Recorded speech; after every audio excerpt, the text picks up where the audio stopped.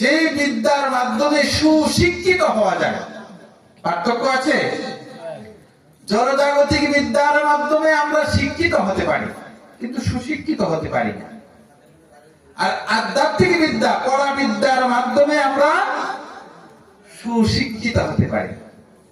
শিক্ষিত হলেও মানুষ চুরি করতে পারে, শিক্ষিত হয়েও মানুষ বাটপারি করতে পারে, শিক্ষিত হয়েও মানুষ ঘুষ খায়, শিক্ষিত হয়েও মানুষ অন্যকে ঠকায়, শিক্ষিত হয়েও মানুষ বিভিন্ন রকমের অপকর্ম কুকর্ম করে কিনা? কিন্তু সুশিক্ষিত হলে পরে তার দ্বারা অপকর্ম কুকর্ম এগুলো সম্ভব নয়।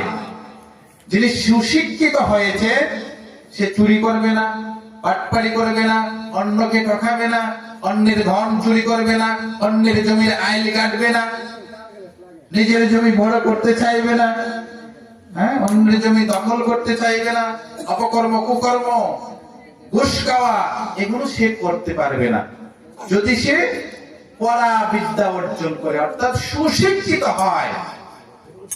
বুঝতে পেরেছেন? তাহলে আমাদের কি উচিত?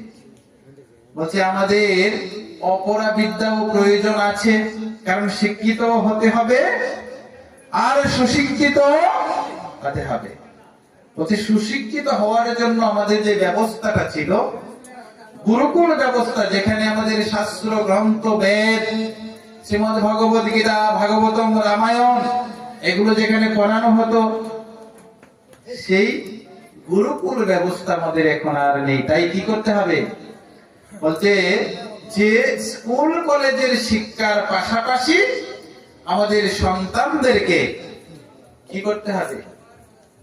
শাস্ত্র গ্রন্থের শিক্ষা দিতে হবে, শ্রীমদ ভগবত গীতা দিতে হবে, রামায়ণ পড়তে দিতে হবে, মহাভারত পড়তে দিতে হবে, ভাগবতম পড়তে দিতে হবে, বেদ অধ্যয়ন করতে দিতে হবে। তাহলে তারা মানুষের মতো মানুষ হতে পারবে, সুশিক্ষিত হতে পারবে। শুধু শিক্ষা অর্জন করলে মানুষ হওয়া যায় না। শিক্ষিত অনেক অমানুষ আছে, আছে না? শিক্ষিত অমানুষের সংখ্যা বেশি। ঘুষ খায় যারা অফিস আদালতে, তারা শিক্ষিত না অশিক্ষিত? শিক্ষিত হয়ে ঘুষ খাচ্ছে কিনা? যারা বাটপারি করছে, লোক টাকাচ্ছে, তারা শিক্ষিত না অশিক্ষিত? শিক্ষিত হয়েই তারা করছে।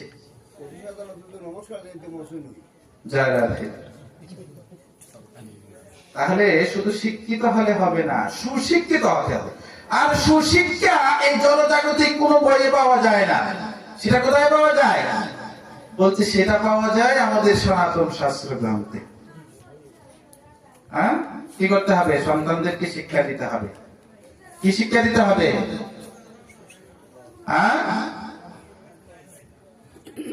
তারা যদি শাস্ত্র গ্রন্থ অধ্যয়ন করে তাহলে কি জানতে পারবে?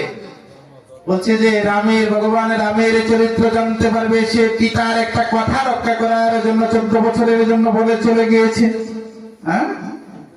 লক্ষণের মতো লক্ষণের চরিত্র জানতে পারবে, যিনি ভাইয়ের জন্য সর্বস্ব ত্যাগ করে ভাইয়ের সঙ্গে বনে চলে গিয়েছে। ভরতের চরিত্র জানতে পারবে, যিনি ভাই চলে গিয়েছে, ভাইয়ের রাজ্য সিংহাসনে ভাইয়ের পাদুকা জোড়া রেখে ভাইয়ের অধিকার সে নিজে গ্রহণ করে নিজে, এটা আমার ভাইয়ের সিংহাসন। আর এখনকার যুগে কি হচ্ছে? ভাইকে ঠকিয়ে নিজে জমি কিভাবে বেশি নেওয়া যায় সেটা চেষ্টা করছে। কিন্তু ভরতের চরিত্র যদি জানতো ছেলে মেয়েরা, তাহলে এই কর্ম করত না।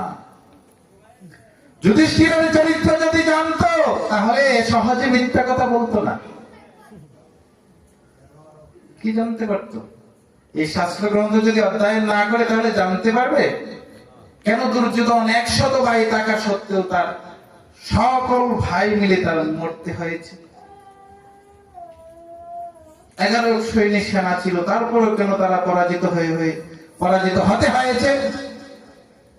শাস্ত্রগ্রন্থ না পড়লে জানতে পারবে? শিখবে কোথা থেকে? কিন্তু আমাদের অবস্থাটা দেখুন, সন্তানদেরকে যখন ওই শিক্ষার জন্য, বিদ্যালয়ের জন্য বলে যে আমাকে গাইড বই কিনে দিতে হবে, তাহলে আমরা কি দৌড়ে চলে যাই, 700-800 টাকা দিয়ে গাইড বই কিনে দেই, বিভিন্ন সরঞ্জাম কিনে দেই শিক্ষিত হওয়ার জন্য।